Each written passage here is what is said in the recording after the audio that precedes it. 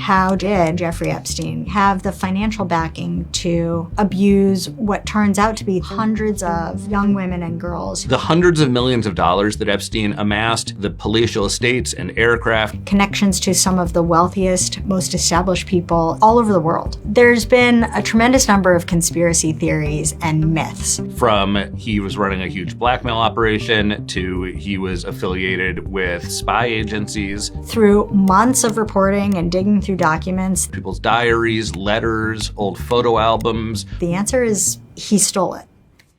The story starts in 1976 when Epstein is a teacher at the Dalton School in Manhattan. He is not worth a lot of money. And then one day he gets invited to a reception at an art gallery where he bumps into someone who introduces him to Ace Greenberg, who is a top executive at Bear Stearns, and very soon after that is offered a job. He quickly is named a partner at the firm and is making about $200,000 a year. At the same time, though, he is getting in all sorts of trouble. Right off the bat, he is found to have lied on his resume about the colleges he attended.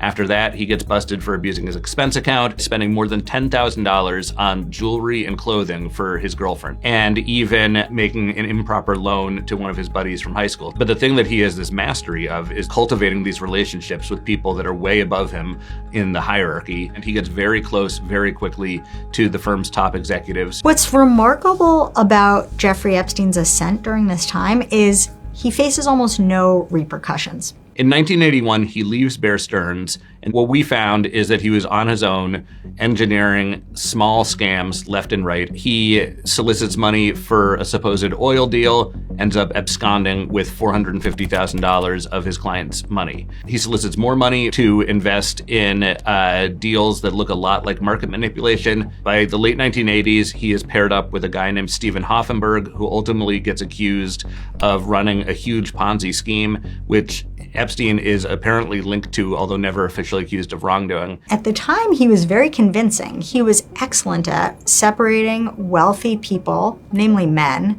from large sums of money. Around that time, he meets the person that would become his most important benefactor. Les Wexner, who is the retail tycoon behind brands like The Limited and Victoria's Secret. Epstein immediately earns Les Wexner's trust by claiming that Wexner's current financial advisor is ripping him off. He gives Epstein blanket control over his finances, and Epstein uses that to enrich himself.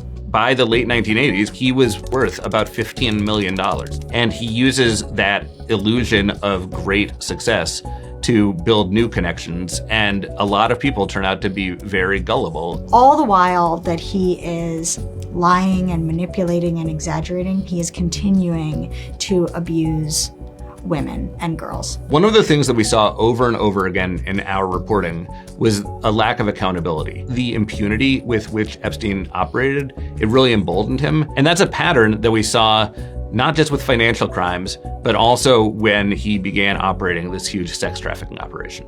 He was able to amass this tremendous fortune that gave him the ability to operate above the law. And that's what we saw again and again.